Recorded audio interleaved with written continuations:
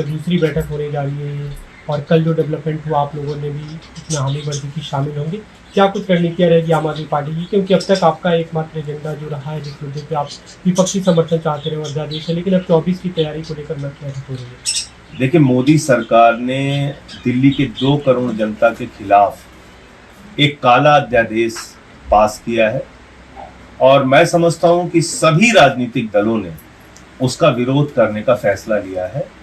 Congress party ने भी कल स्पष्ट रूप से कह दिया कि इस काला अध्यादेश का विरोध करेंगे पार्लियामेंट के अंदर जब राज्यसभा में आएगा और ये स्वागत योग्य कदम है, हम इसका स्वागत करते हैं। आज विपक्षी दलों की मीटिंग में शामिल होने के लिए हम लोग जा रहे हैं।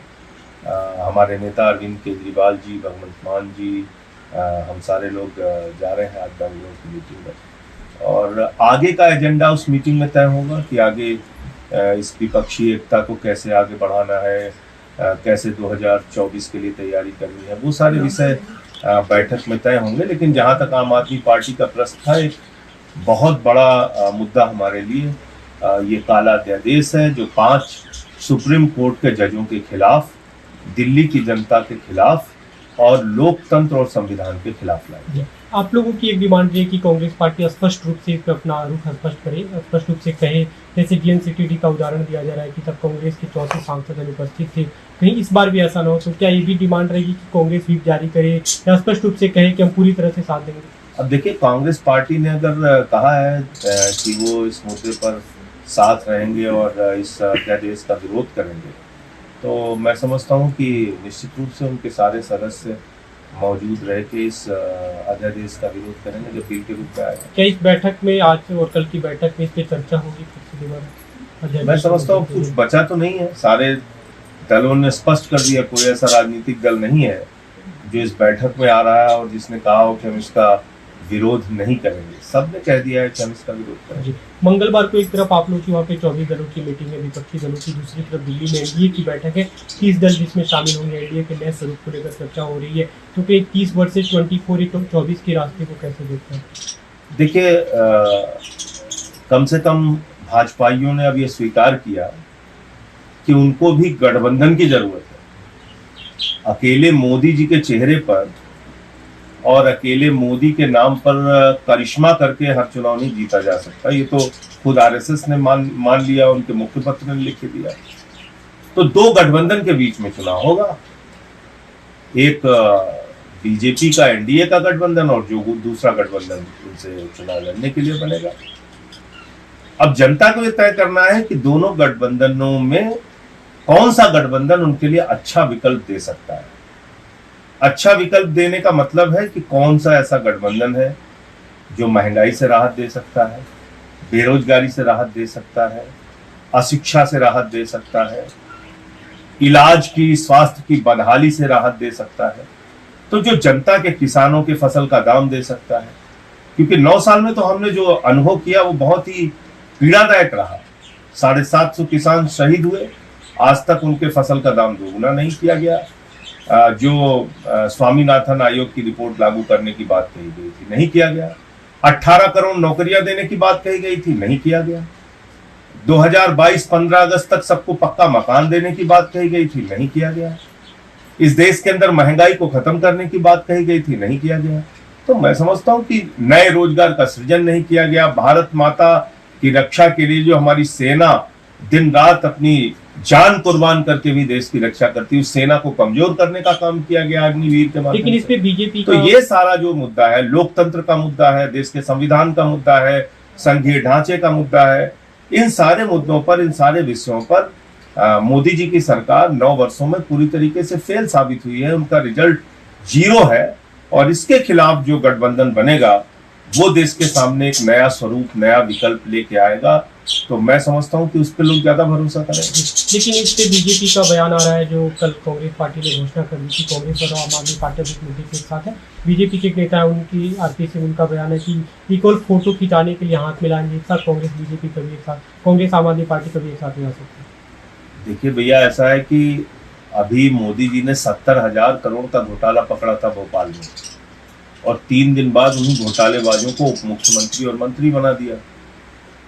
कल अभी एक गठबंधन इन लोगों ने किया है जिनके घरों पे लोग बुलडोजर चला रहे थे। तो अब तो मेरे ख्याल से दाऊद इब्राहिम का बीजेपी में आना बाकी रह गया है, बाकी तो हर तरह के व्यक्ति को ये शामिल कर रहे हैं। मोदी वॉशिंग पाउडर जब से आया है, वो तो मोदी वॉशिंग पाउडर की तो गारंटी है, चुटकियों में सारे दाग धुले, हत्या करो, लूट करो, डकैती करो, भ्रष्टाचार करो, सारे दाग मिटाए मोदी वॉशिंग पाउडर। एक तो भाजपाइयों को कम से कम कुछ भी बोलने का अधिकार नहीं है कि कौन किसके साथ फोटो खिंचाएगा और कौन किसके साथ चुनाव लड़ेगा।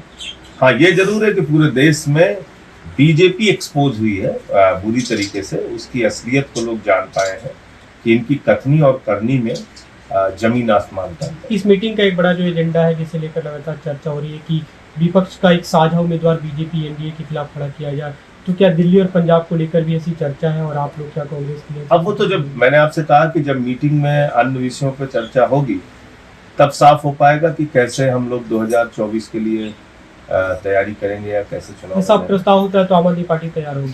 मैं कह रहा हूँ प्रस्ताव होता है, क्या आम आदमी पार्टी कहती है नहीं कहती है, वो अभी से कुछ भी कहना ठीक नहीं है।